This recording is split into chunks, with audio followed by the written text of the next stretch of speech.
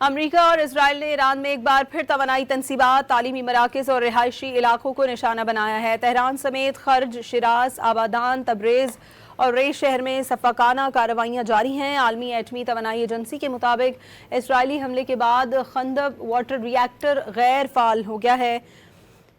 امریکہ اور اسرائیل نے ایران میں ایک بار پھر توانائی تنصیبات، تعلیمی مراکز اور رہائشی علاقوں کو نشانہ بنایا ہے۔ ٹرمپ کی دی گئی مہلت کے باوجود ایران میں توانائی تنصیبات پر حملے جاری ہیں۔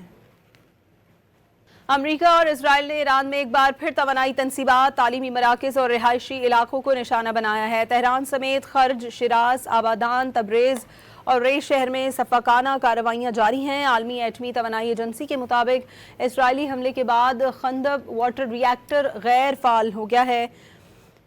امریکہ اور اسرائیل نے ایران میں ایک بار پھر توانائی تنصیبات، تعلیمی مراکز اور رہائشی علاقوں کو نشانہ بنایا ہے۔ ٹرمپ کی دی گئی مہلت کے باوجود ایران میں توانائی تنصیبات پر حملے جاری ہیں۔